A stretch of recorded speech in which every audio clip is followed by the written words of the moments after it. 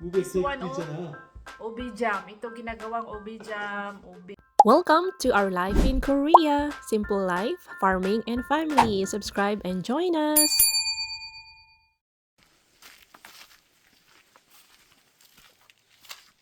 Hello mga kabisdak! Magandang araw sa ating lahat.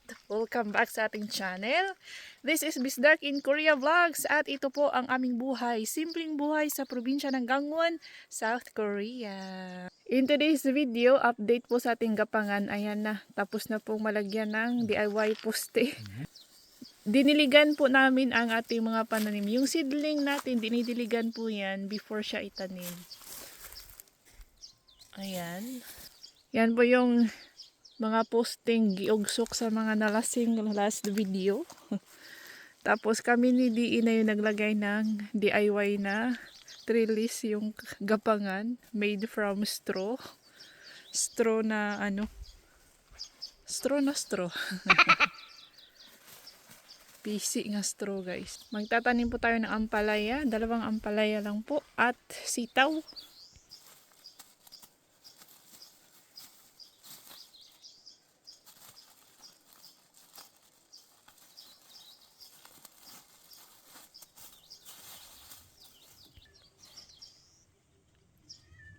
뭐야? 그렇게 됐어.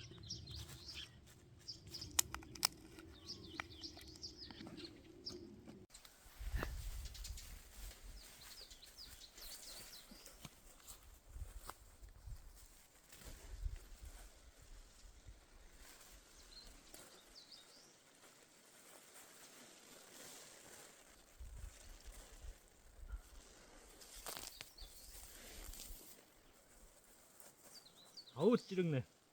아우.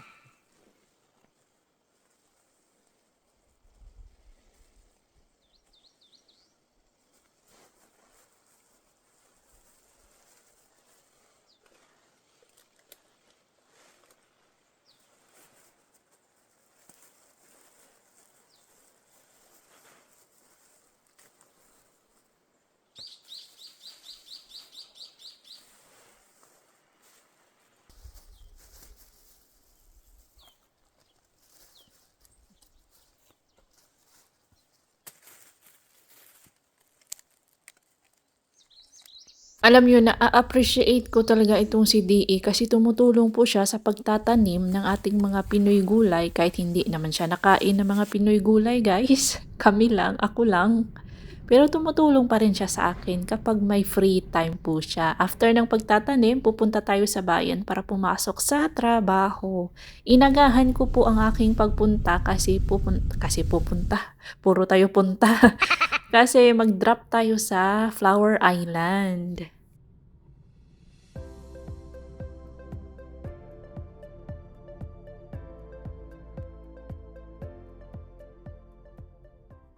Nakikita nyo to sila oh. Oh, marami pong may allergy nito. Galing po ito sa mga punong kahoy. Ayan. Nalalaglag yung mga pollen nila, tinatangay po ng hangin. Marami po mga Koreans ang allergy dyan, especially mga bata. Ano sila nagkukos ng asthma, depende sa tao. May mga estudyante akong naga-mask, naga-face mask tuwing spring kapag lalabas. Kasi yun nga, umaano lang kasi yan sila, pinapadpad sa hangin. Hindi nyo lang maklaro pero meron oh, meron. Tingnan natin yung tulips. Ay, late na tayo sa tulips, guys. Nag-ano na sila. Tapos na po sila.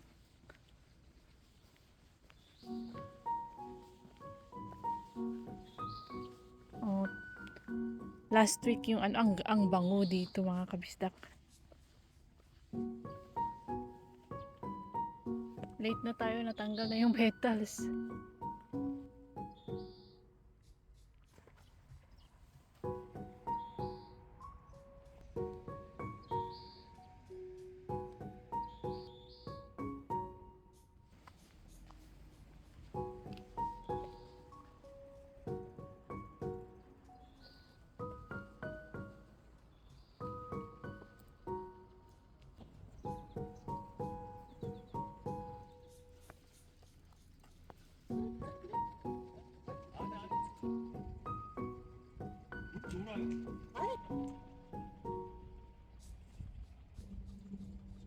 Ayan, oh, nakikita nyo guys. Oh, ayan, oh. Yan, yan, yan, yan, yan, yan.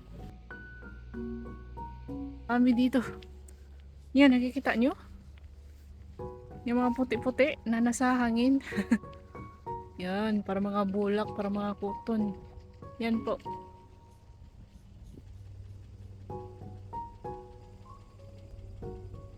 Tinatawag po itong Kotsom. Kotsom, Flower Island.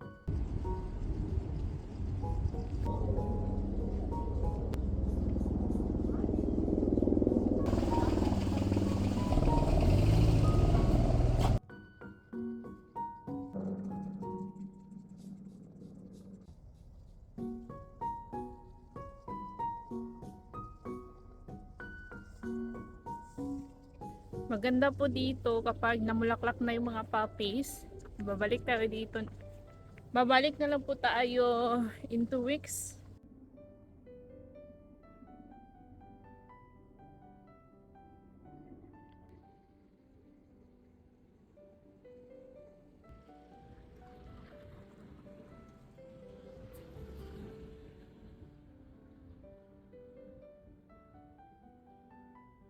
Next week ay babalik po tayo sa Flower Island para i-check yung mga puppies kung nag-bloom na ba. Maganda po doon guys kasi yung mga puppies nila is marami and then may mga sunflowers.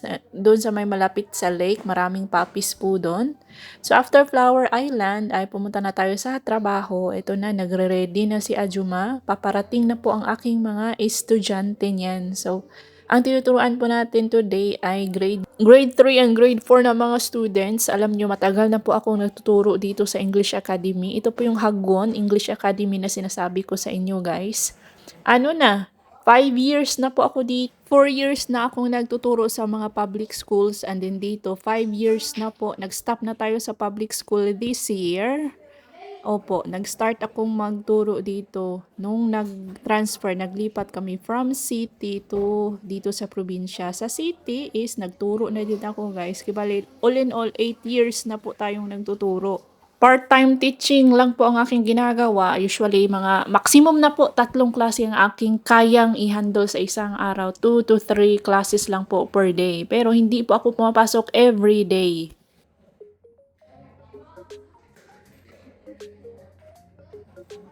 Oh, uwian na mga kabisdak. Tapos na po tayo sa ating klase. Let's go!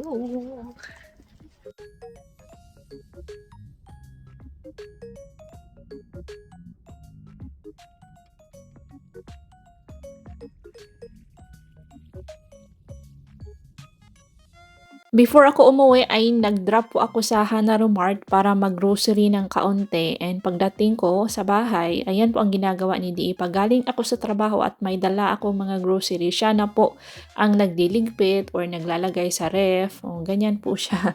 Happy 75th birthday to Nanay Francisca Manglalan. Happy birthday to Sir Edmond Manglalan. Happy birthday guys! And happy birthday po to Ma'am Vera May Dilan.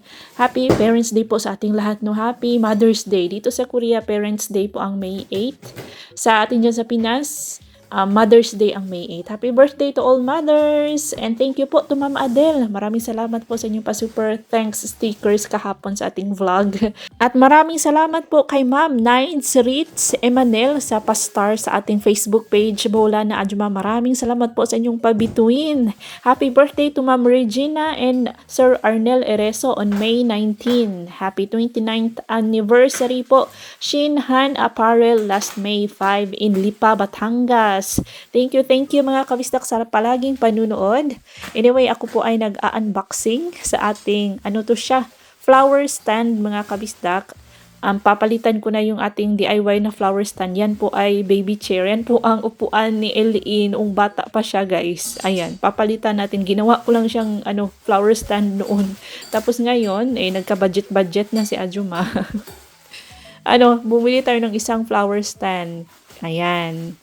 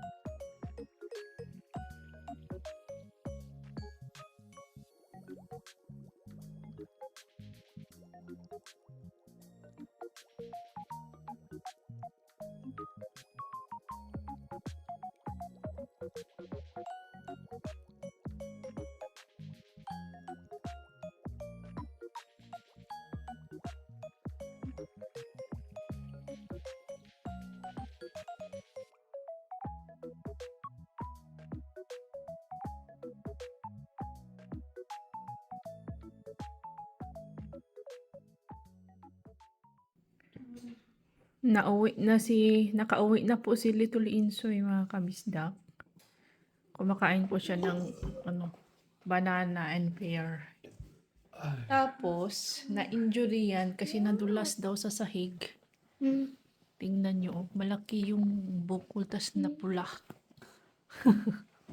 Wow, naman ako ni Jongo. Ayayay man, masakit yan, oh. Ayaw. Matamlay po siya pero kumakain. Sobrang lakas daw ng iyak. Dito. Nadula sa sahig, guys. Masyadong makintab siguro yung sahig nila.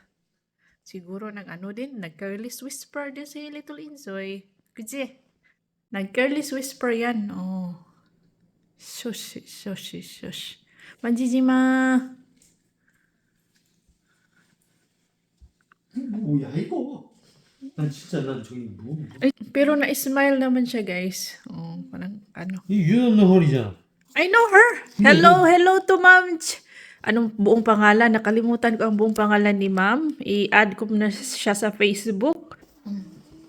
Ito po, Pinay seller, Pinay farmer po ito si Madam. Binigyan tayo ng seedling ng mga ube na purple. Ginagawang ube dyan. Purple ube ara? 케이크. The ice cream flavor ube? 알아. This 우베 one, 케이크 있잖아. Ube jam. Ito ginagawang ube jam. Ube. Basta ube. Ube na purple, guys.